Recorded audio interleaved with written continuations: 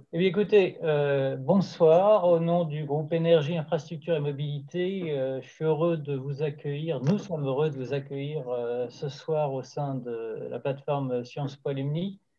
Nous avons eu récemment des conférences sur l'énergie, sur la mobilité, et ce soir, nous vous proposons de tourner nos regards vers les infrastructures et le bâtiment, qui sont à la fois un problème de par leur contribution aux émissions de serre, mais également une solution dans la transition énergétique. Et c'est ce qui nous amène à inviter et à écouter ce soir Nicolas Jachier, qui, à travers son expérience à la tête d'Egis, mais aussi ses autres responsabilités sociétales, est à la fois un acteur et un témoin de premier plan sur ces problématiques. Je voudrais remercier les personnes qui, outre Nicolas, rendent cette conférence possible, à commencer par Anne-Béatrice Schumberger et Audrey Kehen, qui sont les vice-présidentes du bureau, qui ont fortement contribué à organiser cette conférence, ainsi que l'indéfectible soutien de l'équipe des alumni et en particulier d'Alessandra, qui veille sur nous. Nous ont aussi également amicalement soutenu Lionel Jacob Prat, qui est le président de Transition écologique de Pont Alumni, et Annès Grisoglio, qui dirige la Mass Transit Academy de la SNCF. Je laisse sans plus attendre Anne-Béatrice nous présenter notre invité. Merci Denis. Bonsoir à tous. Merci également.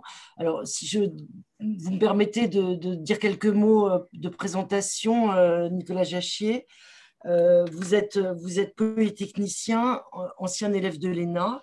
Vous avez fait effectué la première partie de votre carrière au ministère des Finances, où vous avez occupé différentes fonctions à l'inspection, au Trésor, au cabinet du ministre de l'Économie. Ensuite, vous avez fait un passage chez Danone avant de rejoindre Egis, le groupe Egis en 2004, où vous avez occupé les fonctions de directeur général entre 2005 et 2012, avant d'en devenir président-directeur général jusqu'en novembre dernier, où vous avez pris votre retraite. Vous avez également présidé pendant 4 ans, entre 2014 et 2018, Syntec Ingénierie, et nous sommes particulièrement heureux de vous recevoir ce soir.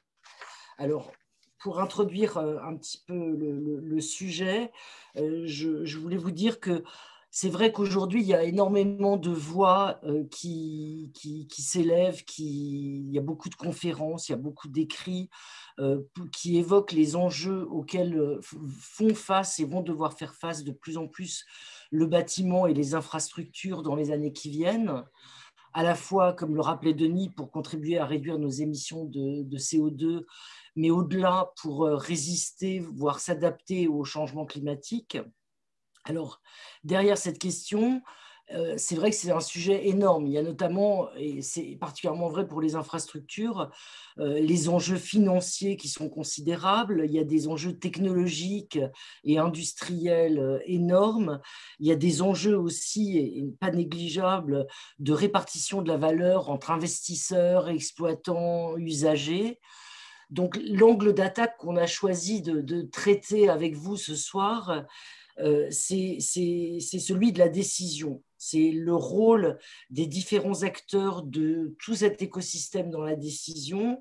C'est que vous nous éclairiez un petit peu sur les questions qui se posent finalement, dans quels sont les termes des arbitrages qui sont réalisés, quels sont les critères sur lesquels ils se font, et plus particulièrement, quel est le rôle que sont amenés à jouer les experts que sont les gens chez Egis et les concepteurs en général, entre pouvoir public d'un côté, entreprise de l'autre et citoyens. Voilà, donc c'était un sujet, c'est un angle d'attaque très ambitieux, et vous avez accepté de relever le défi. On vous remercie par avance, Nicolas Jachier. Je vous laisse la parole. Merci beaucoup de cette introduction et puis voilà, merci de m'accueillir. Je veux dire que je suis ravi d'être parmi vous, je suis honoré. Je ne suis pas moi-même ancien élève de Sciences Po, même si je crois que j'ai un peu fréquenté la bibliothèque dans ma jeunesse. En revanche, j'ai été beaucoup entouré, notamment dans ma première partie de carrière, par des anciens élèves et donc voilà, indirectement, je connais un peu votre maison. Voilà, alors j'interviens effectivement en tant qu'ancien dirigeant du groupe Aegis, qui est le premier acteur français de l'ingénierie de la construction, et puis en tant aussi qu'ancien président de notre organisation professionnelle Syntec Ingénierie. La première difficulté pour vous parler, parce que je vous parlais à partir de mon expérience, je ne suis pas un spécialiste du changement climatique, mais ça a joué un rôle important dans ma vie chez Aegis. La première difficulté, c'est que l'ingénierie est en soi un secteur méconnu. Le mot ingénierie est utilisé un peu à toutes les sauces, mais le secteur de l'ingénierie professionnelle, c'est la vente de services intellectuels fournis par des ingénieurs.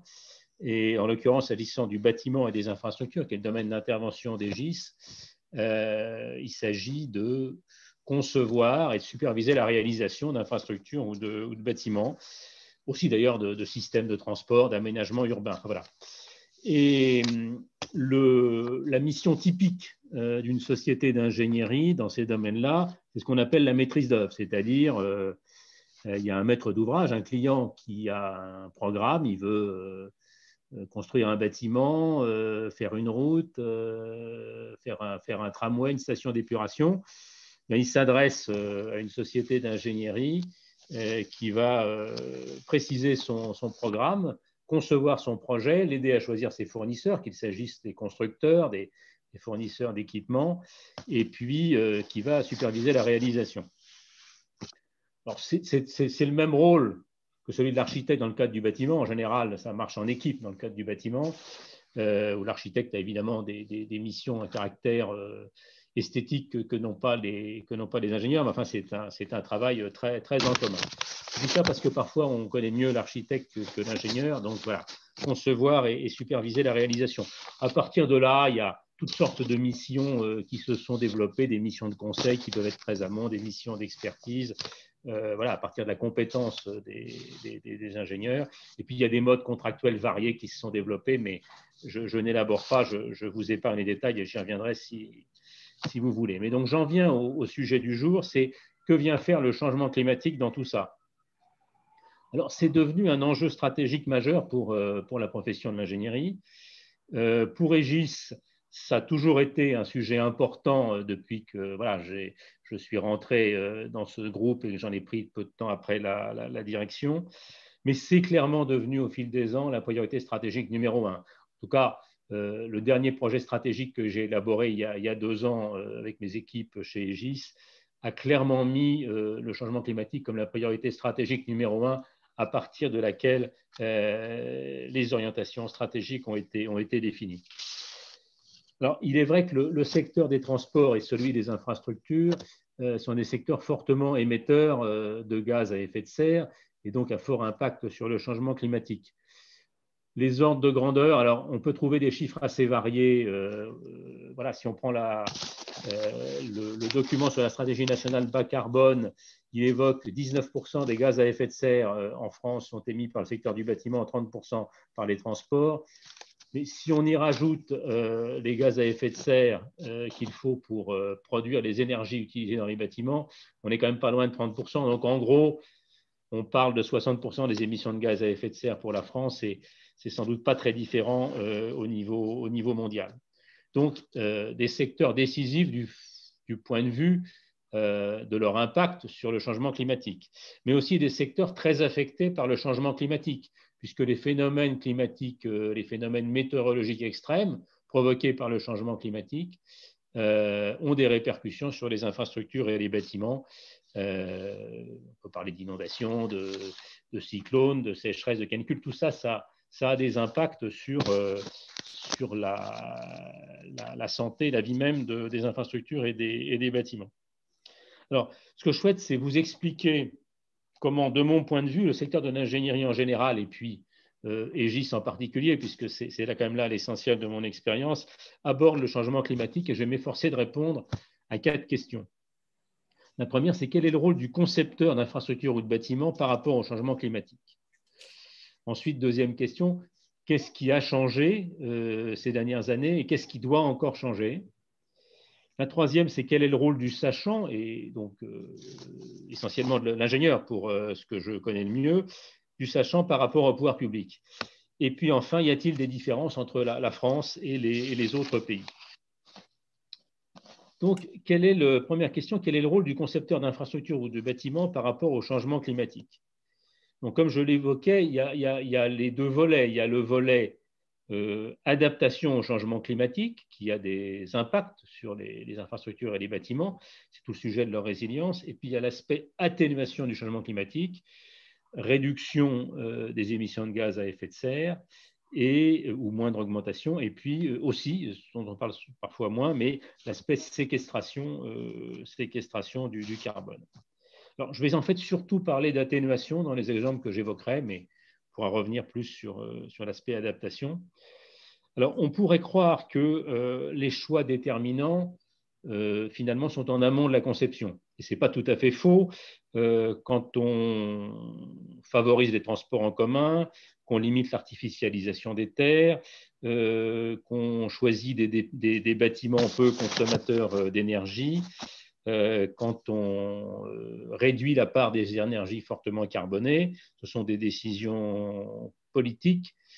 Mais ensuite, les choix techniques élaborés, préconisés par le concepteur, jouent un rôle déterminant sur l'ampleur de l'effet recherché en termes de réduction des émissions de gaz à effet de serre.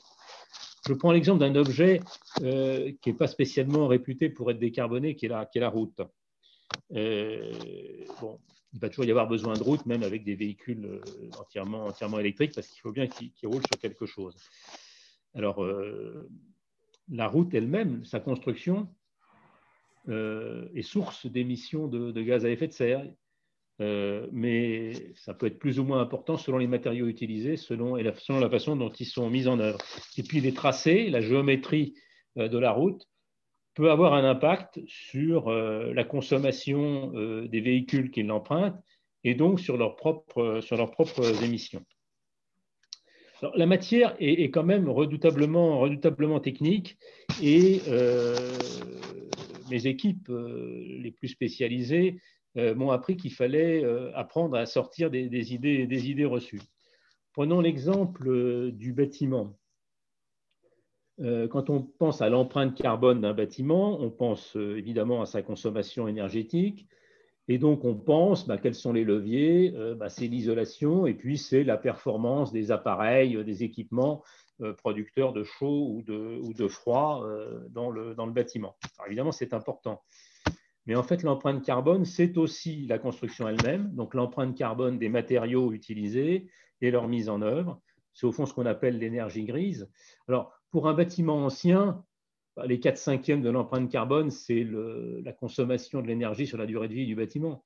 Mais pour des bâtiments aux normes actuelles, on est presque à moitié-moitié, quoi. Donc l'énergie grise, l'énergie liée à la construction, l'empreinte carbone de la seule construction, c'est une composante tout à fait déterminante si on veut continuer à optimiser les bâtiments du point de vue de leur impact sur le climat.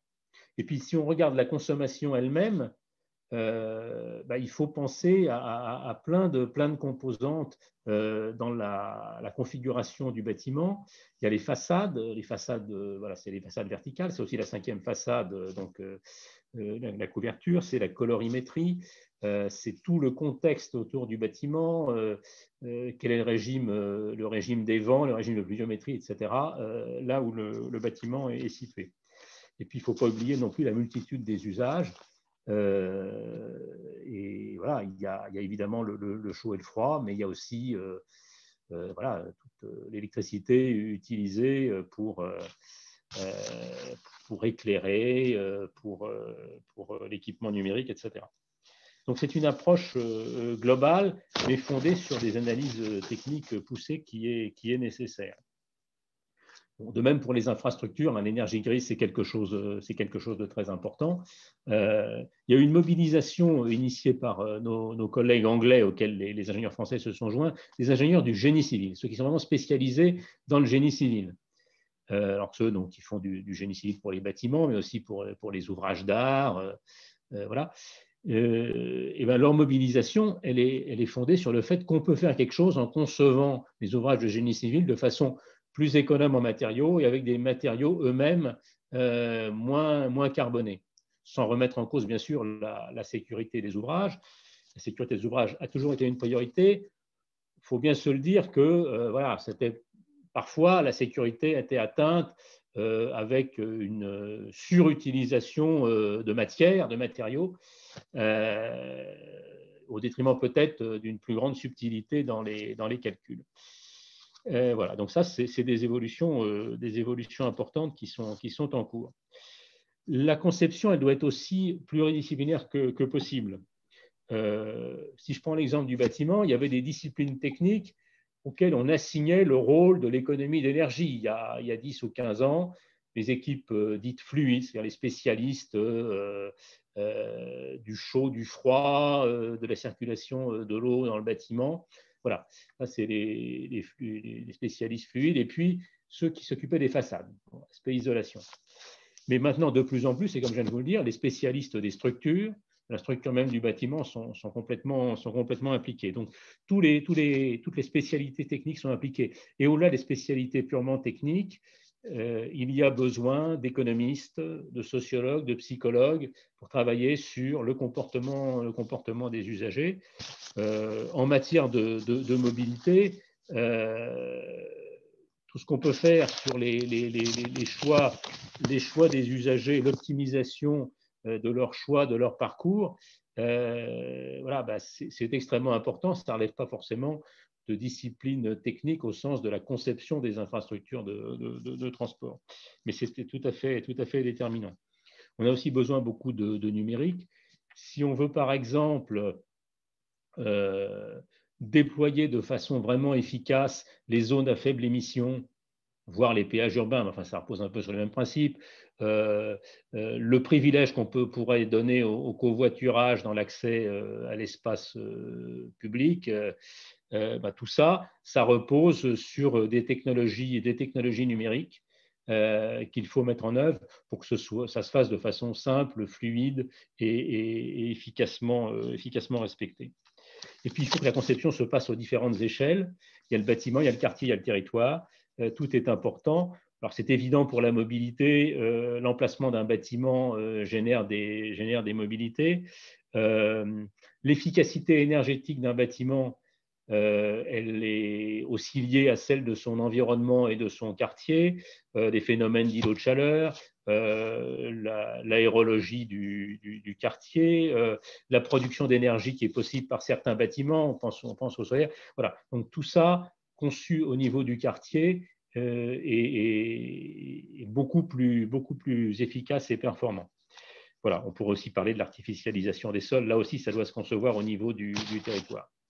Donc, j'ai un peu essayé de vous expliquer quel est le rôle du concepteur en la matière, mais évidemment, le contexte change rapidement avec une prise de conscience croissante.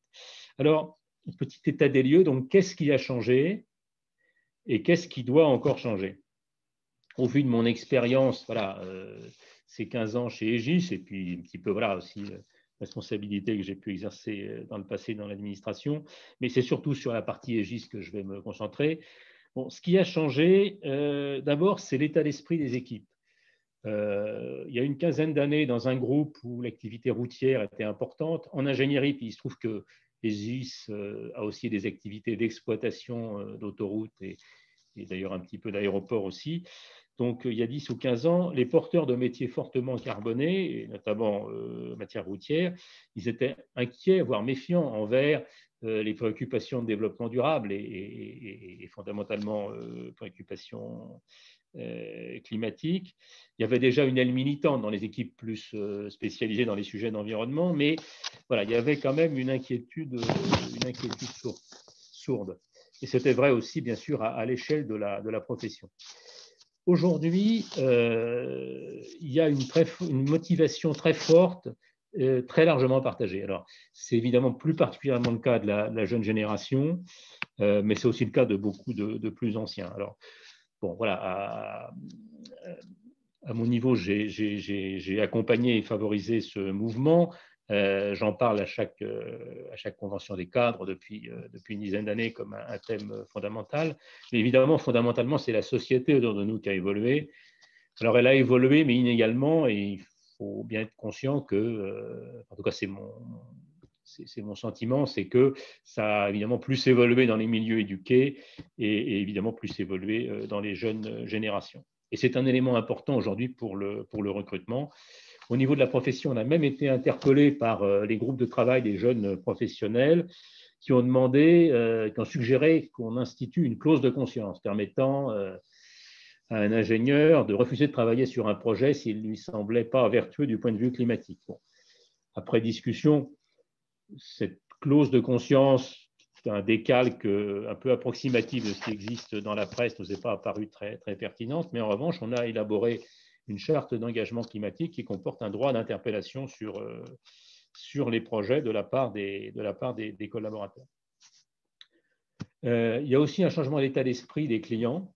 Alors, il est inégal, mais que ce soit des clients publics, au niveau local, au niveau national, des entreprises, il s'agisse des promoteurs, des entreprises industrielles, dans des proportions différentes, mais à la fois pour des raisons de conviction, d'éthique,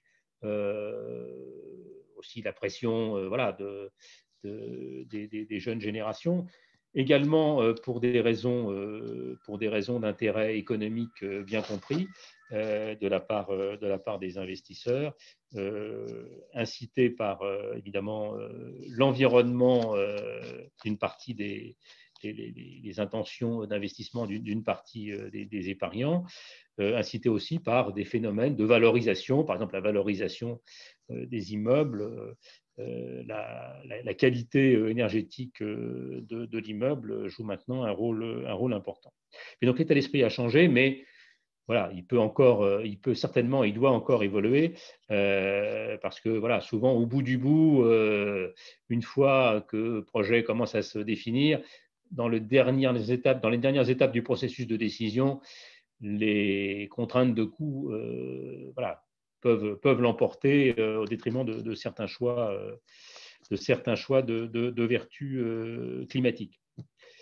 Autre changement important, c'est la part croissante des activités de rénovation, de réhabilitation dans nos métiers. Alors, c'est vrai pour le bâtiment, bien sûr, avec voilà, des efforts croissants pour réhabiliter des bâtiments existants plutôt que de repartir à zéro en construisant. Mais c'est vrai aussi pour différentes infrastructures. C'est vrai pour les routes, voilà, où un élargissement bien conçu, y compris pour des routes qui avaient au départ été conçues sans possibilité d'élargissement. C'est un sujet technique intéressant. Voilà. Et c'est évidemment préférable à la construction d'une voie nouvelle. Les tramways, les métros en France, hors de l'Île-de-France, ça a commencé dans les années 70. Eh bien, voilà, on en est à la première génération de rénovation maintenant. Et c'est l'occasion de faire de beaux progrès en matière d'impact climatique de ces infrastructures et de ces installations. Et puis, autre évolution de ces dernières années, c'est l'évolution des modèles d'affaires. Je parle pour l'ingénierie que je connais le mieux. Certains d'entre nous, et c'est en particulier le cas d'Egis, on s'est lancé dans des activités qui allaient au-delà de la prestation de services de conseil ou de conception qui est traditionnellement la nôtre. Par exemple, Egis, on a créé une start-up avec ICAD, un promoteur qui par ailleurs est un cousin du point de vue actionnarial, puisque c'est comme Egis, une entreprise dont le premier actionnaire est la Caisse des dépôts. Et on a créé une start-up qui s'appelle CycleUp, qui est une plateforme pour le réemploi des matériaux de construction. Donc, utiliser des éléments lors des déconstructions, des démolitions, des déconstructions pour installer dans des bâtiments neufs ou dans des bâtiments rénovés. Et il ne s'agit pas de... on ne parle pas de gravats là, on parle de portes, de fenêtres, de cloisons qui sont réutilisées dans des nouveaux bâtiments. Et voilà, il y a d'autres, on pourrait citer d'autres exemples. Alors, ce qui doit encore changer, ce qui doit d'abord changer, c'est qu'il faut accélérer. Parce qu'il y a de beaux exemples d'ouvrages vertueux en matière climatique. Là, je pense plus particulièrement aux bâtiments. Il y a de très beaux exemples, mais ils ne sont finalement pas pas si nombreux que ça. Donc, il y a eu voilà, les normes ont évolué. Globalement, les bâtiments sont plus vertueux, mais on doit maintenant massifier. Alors, ce qui pose un problème d'ailleurs au regard de l'activité de sociétés d'ingénierie comme Aegis, parce que on est pertinent économiquement que sur des ouvrages d'une certaine taille ou d'une certaine complexité, ou sur une masse d'opérations menées à la fois. Mais les petites opérations individuelles, il faut aussi qu'elles soient atteintes par des choix plus vertueux. Et donc, ça suppose bien sûr des normes, mais ça suppose aussi de faciliter ce que j'appelle la simplification intelligente. C'est-à-dire que dans ces sujets très techniques, il faut donner des repères et éviter des erreurs qu'on a quand même trop souvent vues, où à partir de bonnes intentions en matière d'isolation, on a fait en fait des choses qui ont posé des tas de problèmes. Donc, simplification intelligente, beaucoup de formation des différents professionnels dans le secteur du bâtiment, aussi dans les travaux publics en général, mais notamment dans le secteur du bâtiment. On en parle depuis longtemps. Il y a eu des efforts, il y a eu des financements dégagés, mais on est très, très loin du compte, et c'est un enjeu absolument majeur si on veut réussir la transition énergétique dans le secteur du bâtiment. Bien sûr, il faut faire évoluer les mentalités d'une façon générale, de l'opinion en général, je n'insiste pas. Parce que les décisions des pouvoirs publics ne pourront vraiment être acceptées que s'il y a une prise de conscience supérieure à ce qu'elle est aujourd'hui. Il faut faire évoluer aussi les points de repère des professionnels, y compris des professionnels de bon niveau. Le mode de raisonnement doit évoluer, et pour prendre un exemple, on a quand même beaucoup raisonné ces dernières années, depuis qu'on parle d'empreinte carbone, en émissions de CO2 par mètre carré pour le bâtiment, ou par kilomètre parcouru pour les déplacements. Mais notre conviction, voilà, chez Aegis, enfin, les équipes ont le plus travaillé là-dessus, c'est qu'il faut vraiment passer à la mesure et à des objectifs du CO2 par personne. Voilà. Après, ça remonte d'un cran dans la chaîne du raisonnement. Pour quel usage le bâtiment? Quel usage pour le collaborateur d'une entreprise? Quel est l'usage du bâtiment pour l'habitant d'un logement, pour celui qui est amené à se déplacer? Voilà, mais voilà, quels sont les déplacements nécessaires, et ensuite comment les optimiser? Et puis, dans les évolutions à faire aussi, c'est le recours mesuré, le recours raisonné, et dans une certaine mesure un recours pondéré au numérique. Alors, le numérique est absolument fondamental pour optimiser les ouvrages, pour trouver les meilleures solutions. C'est absolument déterminant. Mais dans le même temps, le numérique a lui-même sa propre empreinte carbone. Le numérique, il est aussi déterminant pour améliorer les usages, pour guider les utilisateurs, pour guider les exploitants des bâtiments ou des ouvrages. Mais il faut éviter aussi le surnumérique, parce que le numérique a sa propre empreinte carbone. On commence à en parler davantage, mais longtemps on l'a un peu ignoré. Alors, au total, voilà, je crois qu'il ne faut pas se cacher qu'on n'est pas vraiment aujourd'hui sur la trajectoire souhaitable au regard des accords de Paris, ni au niveau mondial, ni au niveau français. Alors, on peut en débattre. Encore aujourd'hui un rapport du BCG produit par le gouvernement qui fait débat. Mais en tout cas, sans pas franchi nouveau, on n'est pas sur la trajectoire, et ce qu'on peut attendre dans le secteur du bâtiment ou des infrastructures de transport dont je vous parle plus particulièrement, on n'est pas encore sur la trajectoire. Ce qui m'amène à ma troisième question, c'est quel est le rôle du sachant? Donc, par hypothèse de l'ingénieur, mais on pourrait parler plus largement du scientifique et de l'expert. Quel est le rôle du sachant par rapport au pouvoir public? Alors, il faut être clair, moi j'ai toujours affirmé, c'est aux pouvoirs publics, nationaux ou locaux, de faire les choix fondamentaux. le rôle de l'ingénierie, on pourrait en dire autant d'autres professions, d'autres secteurs impliqués, mais notre rôle, c'est d'éclairer la décision, de rendre possibles les projets et de conduire ces projets au mieux. Donc voilà, il y a une prééminence claire du politique, mais cette prééminence ne signifie pas effacement ou irresponsabilité des ingénieurs. Le devoir de conseil fait partie depuis très longtemps, bien avant qu'on parle de changement climatique, mais le devoir de conseil fait partie depuis toujours de la déontologie de la profession. On peut y ajouter, et ça c'est plus récent, un certain devoir de retrait des projets les plus contestables.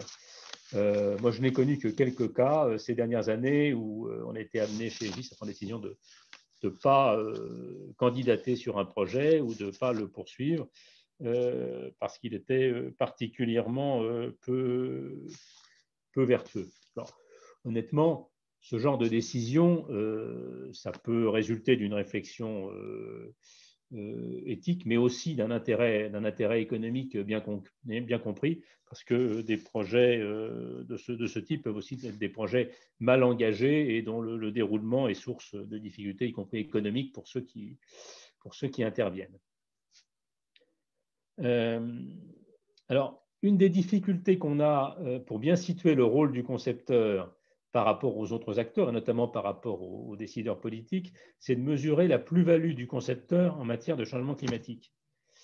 Comme je le disais tout à l'heure, faire le choix d'un bâtiment de haute qualité environnementale, faire le choix de transport public au détriment du véhicule individuel, faire le choix de développer un réseau de bornes électriques, favoriser les modes doux, fondamentalement, c'est d'abord des choix de la collectivité.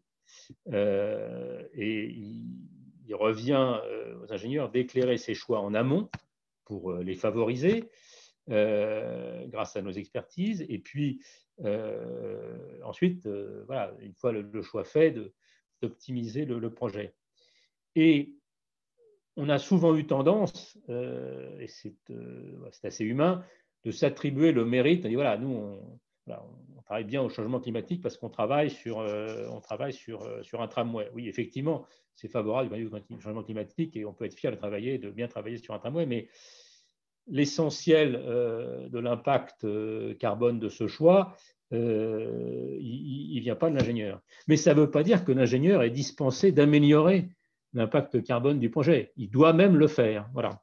Et donc, on travaille encore chez Egis quand je l'ai quitté sur la création d'un instrument de mesure interne sur notre vraie plus-value en matière de développement durable en général, mais la vraie plus-value notamment du point de vue qui nous occupe ce soir, c'est-à-dire notre plus-value climatique.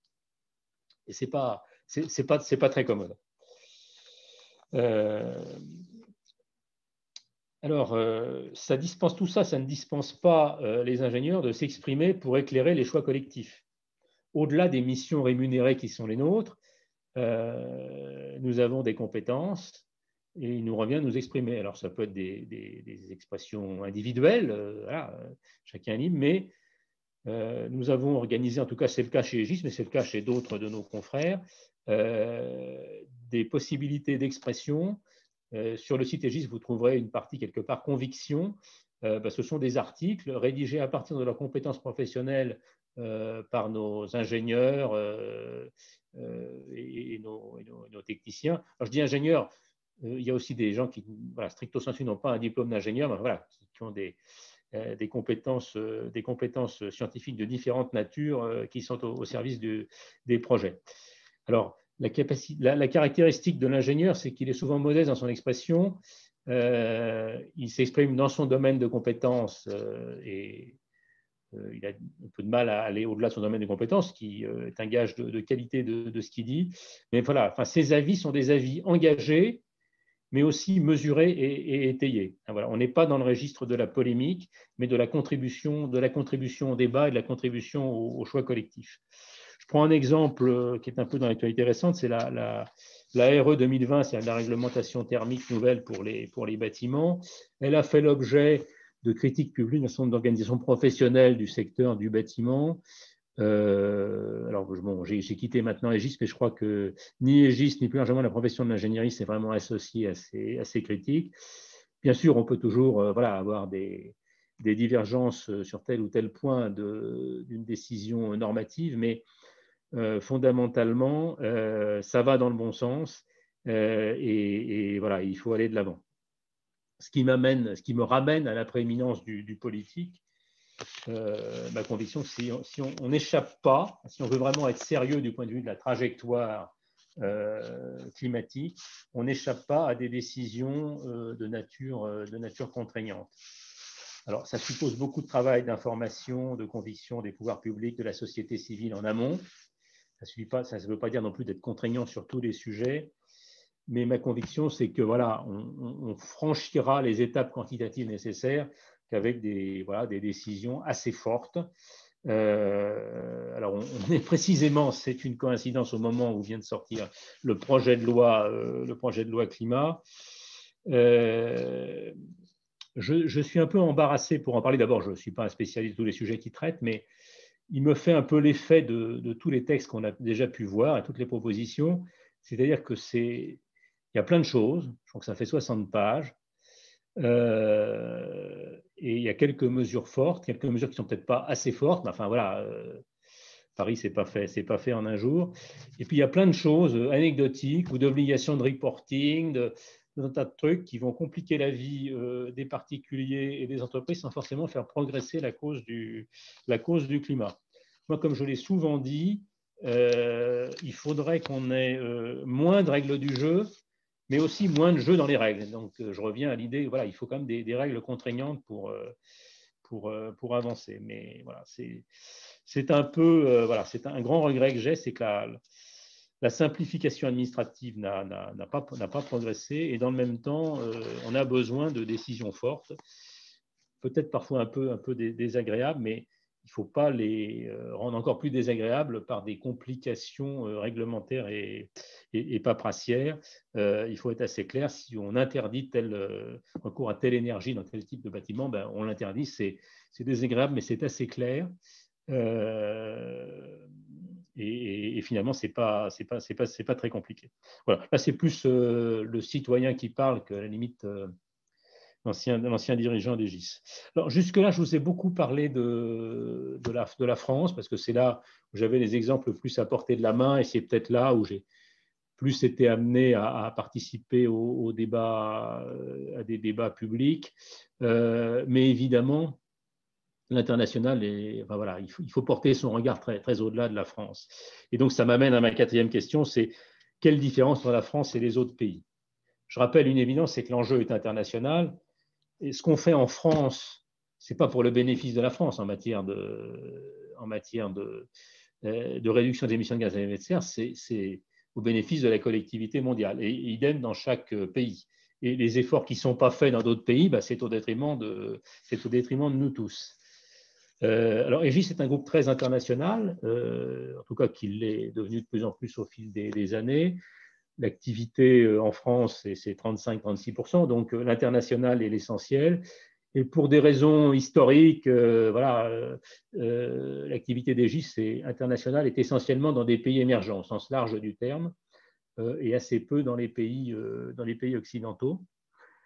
Alors, faut pas se cacher que la préoccupation climatique peut très légitimement venir à un deuxième rang après des préoccupations de base, de satisfaction de besoins de base dans un certain nombre de pays en développement.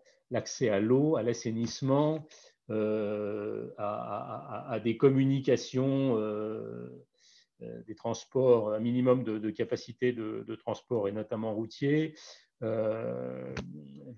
l'accès à un logement décent, tout ça, évidemment, c'est des préoccupations extrêmement légitimes. Donc, qui peuvent faire passer la préoccupation climatique au second plan. Alors, la préoccupation climatique, on l'a rencontrée plus dans nos missions chez Egis, et depuis longtemps déjà, sur l'aspect résilience, sur l'aspect adaptation.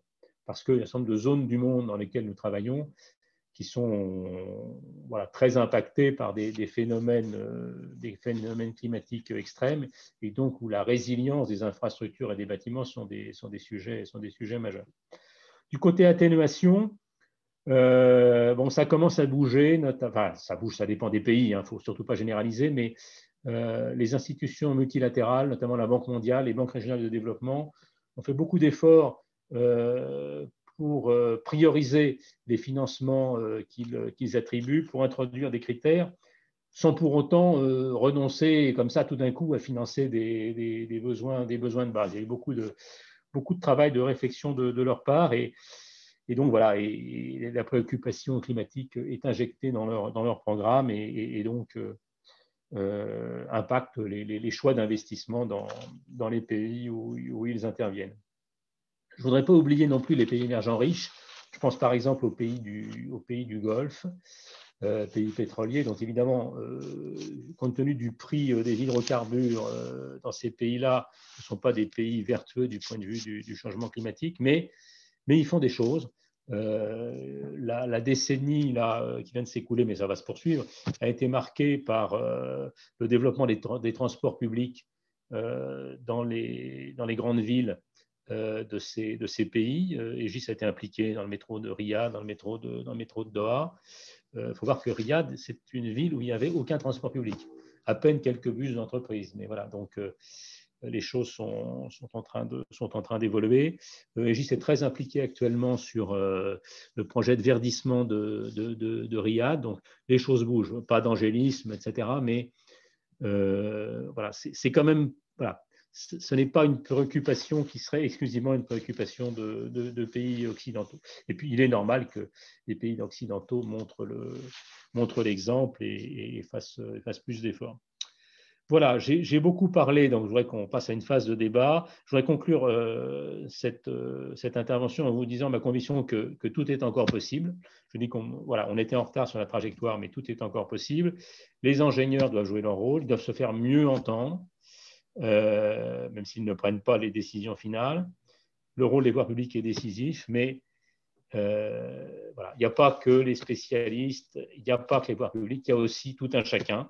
Les comportements individuels et collectifs, les comportements des consommateurs, les comportements des entreprises, quel que soit leur secteur, seront décisifs pour la réussite de la nécessaire transition climatique. Et donc, ça renvoie à la responsabilité de chacun d'entre nous.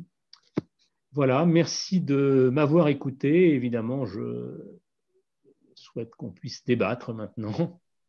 Merci beaucoup, merci Nicolas Jachier.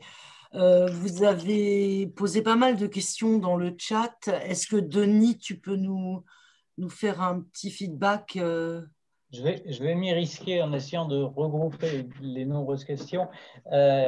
Nicolas, vous avez cité fréquemment le point de la prééminence du politique. Et vous avez fait également une remarque intéressante sur moins de règles du jeu, mais des règles quand même.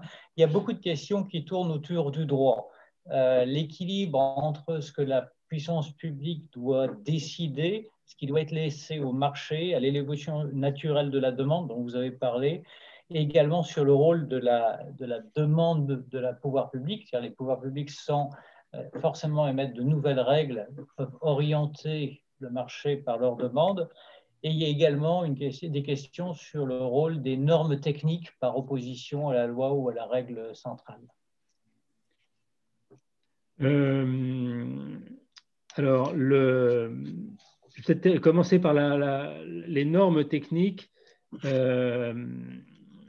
Bon, là, on est forcé d'avoir des règles assez détaillées, notamment pour pouvoir guider les intervenants. Et donc, c'est normal que les règles des normes techniques puissent être un peu complexes, à condition qu'on ne demande pas aux particuliers d'en devenir les sachants. Alors, les normes techniques, il y a eu tout un débat ces dernières années qui se poursuit sur l'allègement des normes techniques, enfin obligatoires, là, en tout cas l'allègement des normes techniques obligatoires par des décisions réglementaires au profit de l'expérimentation, à condition que l'objectif recherché soit le même. Donc, il y a eu un certain nombre de textes qui ont allégé les prescriptions techniques détaillées, tout en maintenant l'objectif. Bon, c'est une ligne de crête qui est pas tout à fait évidente, mais qui est légitime. C'est normal que les différentes professions élaborent des normes techniques. Elles sont de plus en plus à un niveau européen. Et ça crée des bonnes pratiques et ça guide les intervenants. Donc, voilà, j'atténuerai mon propos sur les règles du jeu et le jeu dans les règles. Voilà, les normes techniques, on en a besoin pour… ça peut faire partie de la simplification intelligente dont je parlais pour guider les intervenants. On ne peut pas faire des études extrêmement fouillées pour tout type d'ouvrage, et donc avoir des normes qui guident, c'est bien. Alors après, sur le réglementaire par rapport au marché, moi j'ai la conviction qu'il y a des sujets qui relèvent de la décision législative ou réglementaire. Voilà, qu'est-ce qu'on permet en matière de véhicules thermiques, jusqu'à quand, quel niveau d'émission, etc. Quelles énergies on autorise dans les bâtiments. Voilà, on pourrait avoir des réponses par le marché de type taxation, etc. Mais je pense qu'à condition d'avoir une anticipation suffisante, on peut prendre des décisions de nature purement réglementaire ou législative, à condition qu'elles ne soient pas trop nombreuses. Et voilà, on peut compliquer la vie de nos concitoyens, mais on ne peut pas la compliquer sur tous les sujets tout le temps. Allez-y, je vous en prie. Non, mais voilà, j'ai dit l'essentiel. Vous avez mentionné l'expérimentation et ça mène à un deuxième jeu de questions. Est-ce qu'aujourd'hui, vous en avez un peu parlé dans votre exposé, je trouve. Est-ce qu'il y a un moyen, dans ce cas, c'est qu'essayer de mettre au point Aegis en termes de mesures? Est-ce qu'on sait mesurer le degré des efforts qui sont faits sur un projet particulier, par exemple, par rapport à des objectifs, par exemple les objectifs d'une stratégie nationale bas carbone? Est-ce qu'il y a une norme en particulier dans cette approche d'expérimentation? Alors, la réponse de base à la question, c'est de dire à un moment donné, il y a une norme. Il y a une norme thermique, bon, c'est la RT 2012 aujourd'hui, demain la RE 2020, bon, très bien. Par rapport à cette norme, qu'est-ce qu'on fait de mieux? Alors, on peut faire beaucoup mieux. Je veux dire, on a travaillé chez Aegis la conception d'un quartier, alors, Brunzeau, au sud-est de Paris, à la limite de Paris et d'Ivry, je crois. Alors on dit un quartier entièrement décarboné, je ne sais pas si c'est tout à fait vrai, mais en tout cas, c'est 5 fois moins d'émissions carbone que l'application des normes existantes sur les différentes composantes de ce quartier. Bon, donc ça, on peut le mesurer. Mais alors après, est-ce qu'il faut en attribuer tout le mérite aux ingénieurs? Oui et non. Oui, parce qu'ils ont dit ce qu'il fallait faire pour atteindre ce niveau-là. Mais a priori, les promoteurs avaient décidé d'être exemplaires dès le départ. Donc sinon, d'ailleurs, ils n'auraient pas investi dans des études lourdes pour améliorer. Voilà. Donc, qu'est-ce qui revient à qui? C'est un débat intéressant. Nous, voilà. Aegis, on souhaitait le faire pour pouvoir mesurer qu'est-ce qu'on apporte de plus au projet qui ne serait pas intervenu sans nous ou sans un de nos confrères de niveau équivalent. Mais bon, l'important, c'est important pour nous en interne et c'est un objectif, voilà, pour aussi des objectifs managériaux. Ce qui est important du point de vue de la collectivité, c'est quel progrès on fait par rapport aux normes à un moment donné. Voilà, en quoi le maître d'ouvrage, celui qui a décidé de construire un bâtiment, de rénover un bâtiment, de construire une infrastructure, voilà, qu'est-ce qu'il fait de mieux que ce qu'il est obligé de faire de par les normes? D'accord. Alors, je ne sais pas si c'est parce que c'est une journée de Frima, mais il y a beaucoup de questions sur l'isolation. Il y a beaucoup de questions sur pourquoi est-ce que la France est en retard, c'est moins ce qui est perçu en matière d'isolation, en particulier par rapport à l'Allemagne. Est-ce que c'est un problème de compétences techniques? Est-ce que c'est un problème de compétences d'ingénierie financière? Quel est votre point de vue là-dessus? Je suis pas sûr d'avoir la réponse. parce que voilà, finalement, je n'ai pas une expérience sur enfin mes équipes n'ont pas spécialement d'expérience non plus sur l'habitation individuelle isolée, quoi. On intervient peu. Je crois que c'est un mix de situations. Il y a une question effectivement une question de compétences des professionnels. Il y a une question de mécanismes financiers pour organiser, enfin, voilà, saisir le retour financier de l'investissement et favoriser, voilà, pour des ménages qui n'ont pas les moyens de financer l'investissement initial, leur financier. Mais on le dit depuis très longtemps et ça peut progresser. Alors là, le gouvernement a décidé de lancer une mission spécifique, l'a confiée à Olivier Sichel sur le sujet, voir comment on pourrait massifier la rénovation avec des instruments financiers. Je crois qu'il faut être conscient aussi que certains investissements qui sont vertueux dans le long terme du point de vue climatique peinent à trouver un rendement de quelques années qui serait l'horizon normal de près pour des particuliers. Hein. Et donc, pour des bâtiments dont on peut penser qu'ils ont une durée de vie de plusieurs décennies, et donc voilà, les investissements qui sont tout à fait intéressants au niveau de la collectivité, le ménage qui est propriétaire, propriétaire, mettons, va avoir du mal à le financer. Voilà, le fait qu'il y ait un bon retour sur 30 ans va avoir du mal à le convaincre. Hein. Donc, c'est un sujet délicat, encore une fois, dont je ne suis pas spécialiste, mais c'est un enjeu majeur pour les prochaines années. Et puis, alors, sur des opérations plus massives, il faut continuer à accélérer. Hein. Les bailleurs sociaux le font, mais il y a encore énormément de choses à faire. Les propriétaires de fonciers tertiaires agissent aussi, mais enfin voilà, on est loin d'être au bout et ça risque d'être un peu compliqué dans les zones moins attractives pour le tertiaire maintenant, par exemple. Voilà. Donc il n'y a pas de solution miracle. Pourquoi moins bien que l'Allemagne? J'ai pas de réponse toute faite. Il y a un mélange de compétences, de mécanismes financiers, de structuration a priori sans doute du secteur du bâtiment dans les pays. Vous en avez parlé dans votre présentation. Il y a pas mal de questions sur l'artificialisation des sols. Je crois qu'il y a une mention dans la loi climat en cours. Quel est votre point de vue là-dessus? Je fais référence aux études que vous avez mentionnées sur des urbanisations de quartiers. Quelle est la marge de manœuvre et qu'est-ce qu'on peut raisonnablement espérer pour limiter l'artificialisation des sols? Alors ça, c'est un peu un crève-cœur pour moi. Là, je ne parle pas seulement en tant qu'ancien dirigeant d'Egis, mais voilà, je suis très modeste élu local, enfin conseiller municipal d'un petit village, mais qui appartient à une communauté urbaine qui est celle du Havre. Et voilà, le Havre, qui représente d'ailleurs la majorité de la population de cette communauté urbaine, est une ville peu dense. Donc il y a de la place sur des zones qui sont déjà artificialisées, mais peu occupées. Il y a de la place pour densifier. Et ce n'est pas ce qui se passe. Et publiquement, d'ailleurs, Édouard Philippe a dit, c'est un sujet qui me terrifie, l'étalement urbain.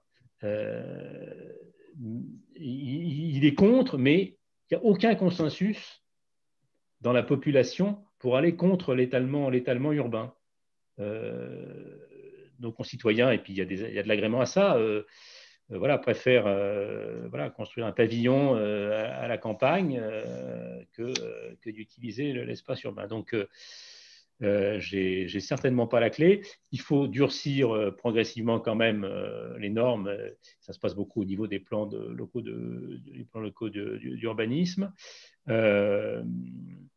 Il faut accélérer tout ce qui est réhabilitation de zones sous-utilisées, voire polluées, etc. Il n'y a pas de solution miracle. On a besoin quand même de normes un peu strictes et contraignantes, mais il n'y a aucun consensus, me semble-t-il. Enfin, c'est un sujet qui n'est pas partagé qui n'est pas bien partagé par la population. Ça reste un sujet d'élite et qui ne répond pas, malheureusement, aujourd'hui, à une aspiration large de nos concitoyens, lutter contre l'artificialisation des sols. Une autre série de questions sur les bâtiments à neutralité carbone. Et là, je m'adresse à l'ingénieur. Au-delà du discours, au-delà de l'aspect attrayant, qu'est-ce qui est réaliste? Quel potentiel au-delà de quelques prototypes? Est-ce que c'est vraiment quelque chose qui pourra être généralisé? Alors, le bâtiment à énergie positive, oui. Oui. Oui. Je crois qu'il faut, bon, il faut être réaliste, mais les potentialités, si on combine les capacités liées au solaire, bon, à l'isolation, à la conception même des bâtiments, on peut aller très au-delà même de ce que prévoira la norme RE de 2020. Hein. Donc, voilà, il faut aller pas à pas, engager des efforts massifs sur la rénovation de l'existant, mais sur le neuf, il faut vraiment, voilà, enfin, on peut vraiment faire beaucoup mieux encore que ce qui se fait aujourd'hui. Et une question qui est liée, les immeubles de grande hauteur à structure en bois, est-ce que c'est un rêve d'architecte avec là aussi quelques prototypes, ou est-ce que c'est quelque chose qui a un potentiel généralisable? Je pense aux immeubles en grande hauteur en particulier. Oui. Écoutez, je pense que la conviction qu'on a chez Egis, c'est que enfin, je ne sais pas si c'est vraiment généralisable au sens d'en mettre absolument partout, mais ça peut être plus que des prototypes, ça peut se développer. Alors, évidemment, ça pose des problèmes techniques, mais ça pose aussi des problèmes de choix d'urbanisme sur les immeubles de grande hauteur. Voilà, si on veut densifier, il faut accepter plus d'immeubles de grande hauteur. Non, c'est quelque chose qui peut beaucoup se développer. Hein. Et ça a l'avantage, évidemment, de séquestrer du carbone. Enfin, voilà. Et une dernière question, parce qu'il faut qu'on respecte notre horaire. Un point que vous avez abordé au tout début de votre entretien et sur lequel certains ont rebondi, comment mieux favoriser la coopération entre l'architecte et l'ingénieur? Donc, vous avez souligné qu'elle devait être de plus en plus étroite à mesure que la technicité des ouvrages augmentait. C'est une relation un peu compliquée entre architecte et ingénieur. Les architectes, c'est une profession réglementée avec pas mal de quant à soi. Bon, les belles opérations qu'on a faites chez Egis se sont faites dans une collaboration confiante entre ingénieurs et architectes. Et nos équipes les plus spécialisées, elles sont assez prisées par les architectes eux-mêmes les plus intéressés par le sujet du changement climatique. Alors après, les architectes, il y a aussi des sujets de... Il peut y avoir aussi des sujets de formation, hein, comme dans toutes les professions. C'est une profession qui est disséminée sur l'ensemble du territoire et donc elle n'échappe pas à la nécessité de développer des formations.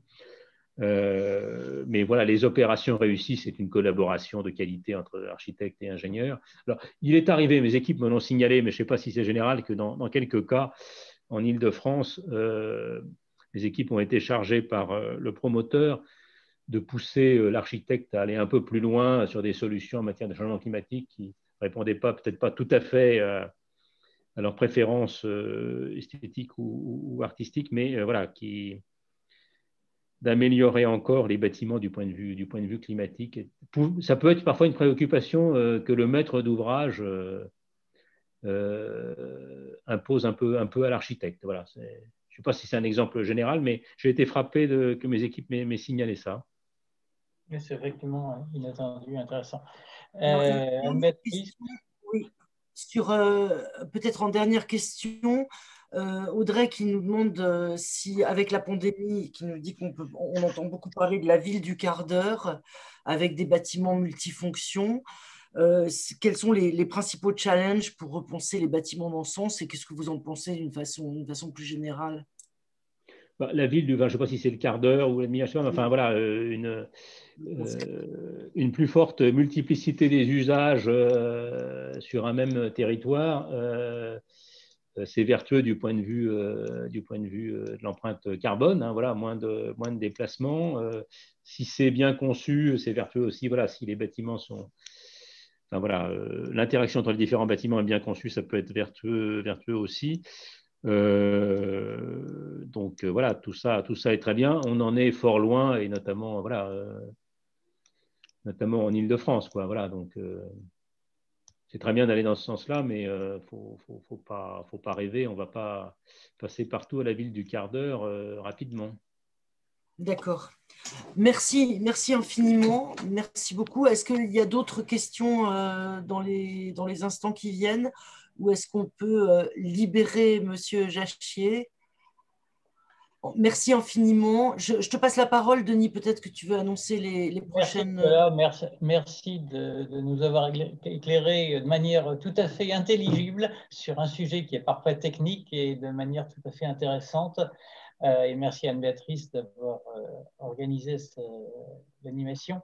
Notre prochaine conférence sera le 30 mars à 18 h et nous basculerons sur le sujet de l'énergie, puisque nous accueillerons la directrice générale de l'Observatoire méditerranéen et des invités dont la liste est en train d'être finalisée pour parler des enjeux énergétiques en Méditerranée. Nous sommes d'ici là, bien, et même après d'ailleurs, ouverts à tous les sujets qui vous intéressent. N'hésitez pas à nous recontacter ou à nous contacter via le site des alumni. Je vous souhaite à tous une excellente soirée. Au chaud.